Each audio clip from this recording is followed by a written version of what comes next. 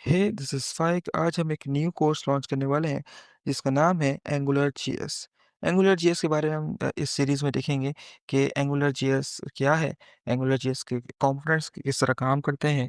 Angular JS के अंदर हम एक एप्लीकेशन क्रिएट करेंगे और साथ ही साथ इसके अंदर हम देखेंगे कि एपीआई क्रिएशन यानी एपीआई किस तरह हम इसमें क्रिएट कर सकते हैं। तो चलिए स्टार्ट करते हैं कि एंगुलर जीएस हमारे पास क्या है। AngularJS is a popular framework for building a single page application. Angular जो है वो यूज़ किया जाता है सिंगल पेज एप्लीकेशन क्रिएट करने के लिए। अब सिंगल पेज एप्लीकेशंस हमारे पास क्या होती हैं? जैसे कि हमारे पास एक यूट्यूब के आप एग्ज़ाम्पल ले सकते हो कि आप यूट्यूब पे अगर आप देखते देखते हो तो आप यूट्यूब पे कहीं भी क्लिक करते हो या किसी भी चीज़ पे क्लिक करते हो, तो आप उसी पेज पे रहते हो। ऐसा नहीं होता कि कहीं आप दूसरे पेज पे रिडायरेक्ट हो जाते हो, ठीक है? तो इस तरह की वेबसाइट को हम कहते हैं सिंगल पेज एप्लीकेशन। इसकी दूसरी एक एग्ज़ाम्पल है हमारे पास एंगुलर की खुद की एक ऑफ़िशियल वेबसाइट, ठीक है? तो मैं यहाँ पर आता हूँ, लिखता हूँ एंगुलर, ठीक है? एंगुलर की इस वेबसाइट के अंदर आते हैं जैसे ही, देखो हम एंगुलर की वेबसाइट्स पे आए और जैसे ही मैं इस बटन पे क्लिक करूँगा, ठीक है? तो होगा क्या? होगा ये कि देखो हम कहीं दूसरे पेज पे या कहीं दूसरी जगह रिडायरेक्ट नहीं हुए। हम इसी पेज, इसी एप्लीकेशन के अंदर मौजूद हैं और साथ ही साथ यहाँ पर अगर आप नोटिस करोगे तो आपके पेज पे रीलोड नहीं हो रहा। जैसे अगर डॉक्स पे क्लिक करो तो देखो, हो रहा क्या है कि ये जो आपके पास साइड बार है, ये आपका सेम टू सेम वैसे के वैसे ही है और जस्ट पीस का जो कंटेंट है वो क्या हो रहा है? चेंज हो रहा है। इस तरह की वेबसाइट को हम कहते हैं सिंगल पेज एप्लीकेशंस। अच्छा, सेकंड पॉइंट क्या है हमारे पास? Develop and maintained by Google. इसको जो है वो डेवलप और मेंटेन भी जो है वो कौन करता है? गूगल करता है और गूगल के बारे में बच्चे-बच्चे को पता है। फिर तीसरी पॉइंट हमारे पास क्या है? Based on TypeScript. ये जो है वो टाइपस्क्रिप्ट के ऊपर बेस करता है। अब हमारे पास टाइपस्क्रिप्ट क्या है? टाइपस्क्रिप्ट अगर जिन्होंने नहीं पढ़ा है तो उनके लिए मैं जो एक बता दूँ कि टाइपस्क्रिप्ट हमारे पास एक प्रोग्रामिंग लैंग्वेज है, ठीक है? ये भी एक जावास्क्रिप्ट से के तरह ही है। आप इस तरह समझ लें आप लोग, ठीक है? फिर हमारे पास क्या है? Component based architecture. जैसे कि मैंने कहा वीडियो के स्टार्ट में कि कंपोनेंट वगैरह क्या होंगे, सारी चीज़ें क्या होंगी, कि कंपोनेंट बेस्ड आर्किटेक्चर, इसको हम जो है वो आगे के लेक्चर्स के अंदर ज़रूर देखेंगे। लेकिन फ़िलहाल मैं आपको बता दूँ कि कंपोनेंट्स क्या होते हैं। जैसे मिसाल के तौर पर आप एक हेडर ले लो, ठीक है?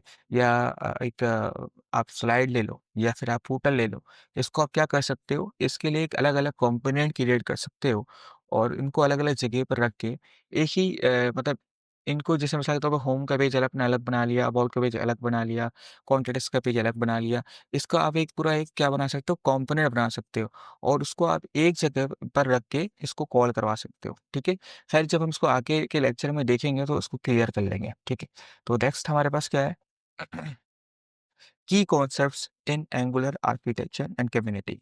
ये कॉन्सेप्ट वगैरह क्या है हमारे पास कि organise code into cohesive blocks. इससे बुरा क्या है कि भई हम ना इसके अंदर जो कोड को ऑर्गेनाइज करते हैं, इससे हमारी जो है वो रीडेबिलिटी जो है वो इंक्रीज़ होती है कि हम अपने कोड को बाद में जब हम देखें तो हम इसको समझ सकें कि भाई हमने किया क्या है।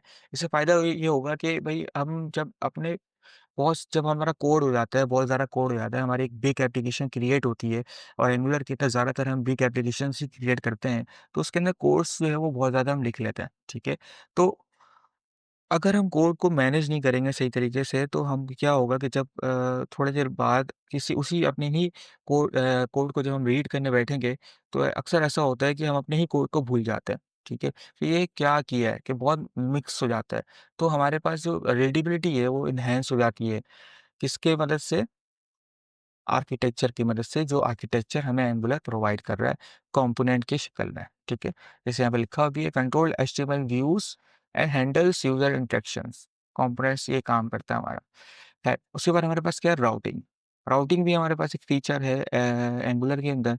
अब जिन्होंने फ्रेमवर्क्स के ऊपर कभी ना कभी काम किया होगा, जैसे कि लारावेल हो गया या कोऑर्डिनेटर यानी बैकएंड का एक फ्रेमवर्क होता है हमारे पास लारावेल और कोऑर्डिनेटर। अगर उसमें जिन्होंने काम किया होगा और ये यकीनन आप जब एंगुलर की देख रहे हैं, तो मैं ये मान के चलूँगा कि आपको लारावेल या फिर कोऑर्डिनेट जैसी कोई ना कोई फ्रेमवर्क्स आती होगी। तो राउटिंग भी जो है वो क्या करता है, आपको प्रोवाइड करता है एंगुलर, ठीक है? बाकी जिसको राउटिंग के बारे में नहीं पता होगा, तो इस सीरीज़ के अंदर हम राउटिंग्स को भी देख लेंगे। ठीक है। उसके बाद हमारे पास क्या है, बैक्ड बाय गूगल, जैसे मैंने आप लोगों को बताया कि गूगल इसको मेंटेन करता है, और जिसको गूगल मेंटेन करता है उसकी ज़ाहिर-सी बात है, उसकी जो कम्युनिटी है वो काफ़ी स्ट्रॉन्ग होती है।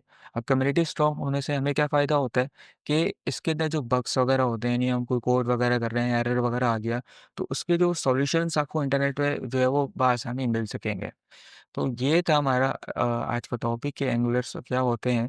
बाकी जो आप इसके अंदर चीज़ें सर्च कर सकते हो खुद से कि भई इसका जो लेटेस्ट वर्ज़न है, अभी तो फ़िलहाल 19 चल रहा है मेरे ख़्याल से, ठीक है। देख लेते हैं एंगुलर का जो लेटेस्ट वर्ज़न है वो 19 चल रहा है।